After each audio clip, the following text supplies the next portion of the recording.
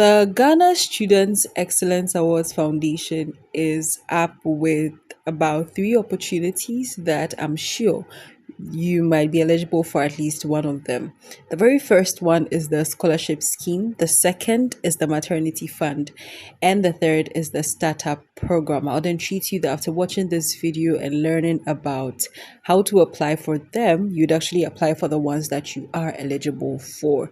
So, for the scholarship scheme, it's open to all Ghanaian students enrolled in accredited institutions. Now, for the application requirements, you need academic transcripts, recommendation letters, and a personal statement. The second is the maternity fund. The maternity fund is available to expectant and new mothers who are pursuing their education.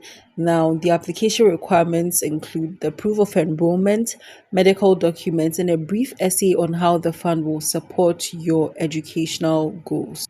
So, the application requirements includes the proof of enrollment, medical documents, and a brief essay on how the fund will support your educational goals. The third, which is last but not the least, is the startup program. Now, it's open to students with innovative business ideas or existing startups. The application requirements includes the business plan, proof of student status, and minute video pitch. Now, how do you apply? You have to send them a message. Now, you have to send the message to Ghana Students Excellence Awards at gmail.com, as you can see on the screen, and upload all the documents required. Note that the application deadline is November 5th, 2025. So if you need more information, you can contact 0538 139 141. This is powered by Trust Giant Global. So yeah, if you're eligible for any of the aids, you can reach out to them and go through the application. However, if you also need help with your personal statement, do contact us and we will guide you through. If I did not say this from the beginning of the video, then I'm saying it now, that this is one of the opportunity, let me see, there's the cluster of opportunities that we've ever recorded with a very, very easy application process. And that might make you quite complacent. So please make sure that you double check all the documents that you are sending to the organization. Yes, for the scholarship scheme, for instance, you're supposed to send your academic transcripts. Make sure that the academic transcripts, they are actually the correct academic transcripts. And in your naming of your documents, make sure that you put your name there and the kind of document it is. So let's say you are called Nanama. Yeah, Nanama Yebua. Make sure you do it Nanama Yebua academic transcript. Okay, that is better. Or you can say transcript Nanama Yebua. I think that's better. Yeah, so say transcript Nanama Yebua, so that it's for easy identification and location as well. So yes, you can do that for the academic transcript. The recommendation letters, to make sure that you get as many recommendation letters as you can. Maybe a maximum of 5, but yeah, if you'd like to add more to, you can add more, because they did not specify the number of recommendation letters you need to get. Medical documents, make sure you process them and get good enough medical documents that actually represents that you are a pregnant or a new mother, yes, or an expectant mother. Yeah, that is very, very important. Now, for those doing the startup program, who are expected to actually send the 1 minute video pitch, make sure that you elaborate your business idea, mission and vision, the plan for your business. Make sure that you elaborate that and talk more about the aim of the business.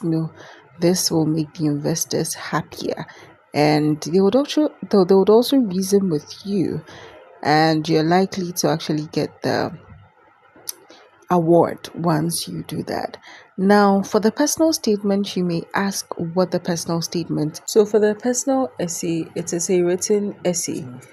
The personal statement is a written essay that provides an opportunity for applicants to showcase their unique qualities, experiences, and goals. It actually gives you a chance to tell your story, highlighting your strengths, achievements, and motivations for pursuing higher education or a specific field of study. So, usually, the key components include the introduction, which is a compelling opening that grabs the reader's attention, a background, which is a brief overview of your personal and academic background. Yeah. Goals, which clearly articulates your academic and professional objectives. Motivation, which also explains why you deserve the scholarship and how it aligns with your goals. Achievements, which also highlights your notable achievements, skills, and experiences, as well as challenges, and a very wonderful conclusion. So the challenges discusses the obstacles you've overcome and what you've learned from them. The conclusion is a strong close that reiterates your passion and commitment. So when crafting your personal statement, you have to consider these following tips. You tailor it to the specific scholarship and institution. You use clear, concise language and proper grammar. You showcase your unique voice and perspective. You provide specific examples and anecdotes, and then you edit and proofread. That's very important. Usually, the personal statement is between 500 to 1,000 words, so you make sure that you tailor your personal statement in that regard. So, yeah, so although they did not talk about maybe your awards or certificates or accolades, make sure that you include them if you can. And all the best when you actually apply, guys. Thank you for staying tuned to the end of this video. See you in the next video. Bye.